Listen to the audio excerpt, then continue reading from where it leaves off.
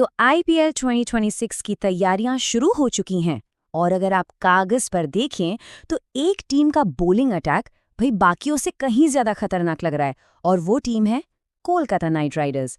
तो चलिए आज केकेआर के इसी बॉलिंग आर्सेनल का पूरा पोस्टमार्टम करते हैं और देखते हैं कि क्या ये उन्हें चैंपियन बनाने का दम रखता है।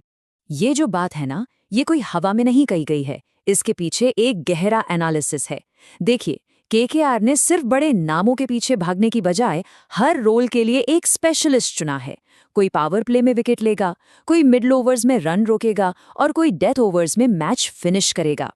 आइए इसी स्ट्रैटेजी को एक एक करके समझते हैं। तो सबसे पहले बात करते हैं केकेआर के पेस अटैक की।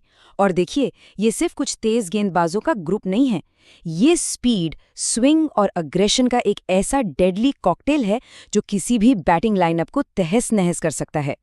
इस अटैक की जो रीढ़ की हड्डी है वो है इनके इंडियन पेसर्स और हर किसी का रोल एकदम क्लियर है।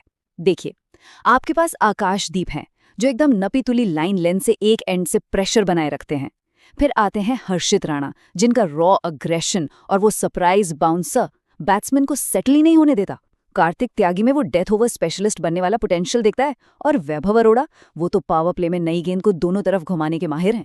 और फिर इस पूरी कहानी में एक ट्विस्ट आता है, एक एक्स फैक्टर, नाम है उमरान मलिक। इनके पास एक ऐसा हथियार है जो दुनिया का कोई भी कोच आपको नहीं सिखा सकता। बिल्कुल सही, 150 किलोमीटर प्रति घंटे से भी ज्यादा की रफ्तार। T20 क्रिकेट में ना, ये सिर्फ एक नंबर नहीं है, ये एक साइकोलॉजिकल वेपन है। सोचिए, इतनी तेज गेंद बैट्समैन के रिएक्शन टाइम को लगभग आधा कर देती है। फिर अब टेक्निक से नहीं, सिर्फ और सिर्फ इंस्टिंक्ट से खेलते हैं।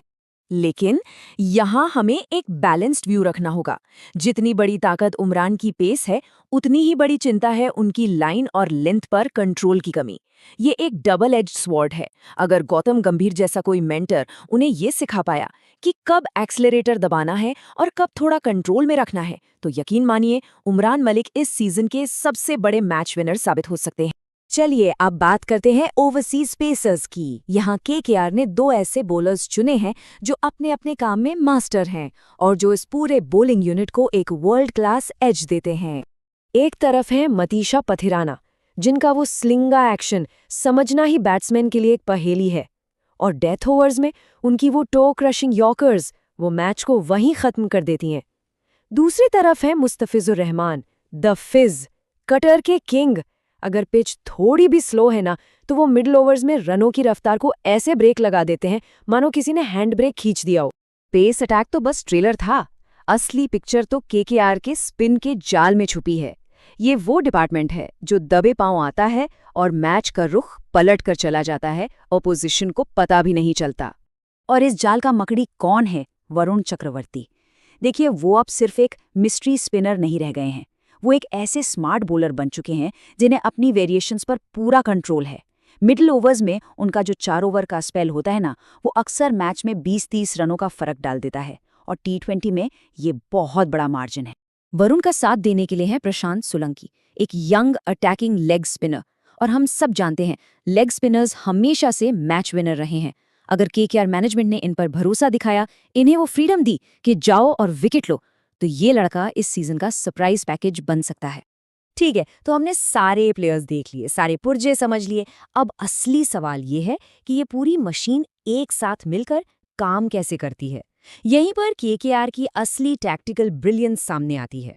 तो सवाल सीधा है, केकेआर का थिंक टैंक इन अलग अलग वेपन्स को एक साथ कैसे यूज करेगा? पावर प्ले में कौन, मिडल ओवर्स में कौन और डेथ में कौन? चलिए इस पूरे टैक्टिकल ब्लूप्रिंट को डिकोड करते हैं। ये जो आप देख रहे हैं, ये केकेआर के गेम प्लान का निचोड़ है। देखिए, पावर प्ले में आकाशदीप का कंट्रोल और वैभव अरोड़ा का स्विंग, ये एक परफेक्ट कॉम्बिनेशन है। फिर आते हैं मिडल ओवर्स, जहां वरुण का मिस्ट्री और मुस्तफिजुर के कटर्स रनों पर लगाम लगा देंगे, जिससे बैट्समैन को रिस्क लेने पर मजबूर होना पड़ेगा। और आखिर में डेथ ओवर्स में पथिराना की यॉर्कर और त्यागी के पेस वेरिएशंस का सामना करना, भाई ये लगभग नामुमकिन होगा।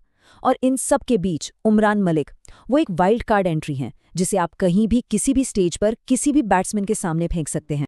तो इस पूरे एनालिसिस के बाद हम उस सबसे बड़े सवाल पर आते हैं, क्या ये बॉलिंग अटैक एक चैंपियनशिप विनिंग यूनिट है?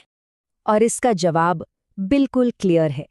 ये सिर्फ एक मजबूत बॉलिंग अटैक नहीं है, ये एक चैंपियनशिप लेवल का फायर पावर है।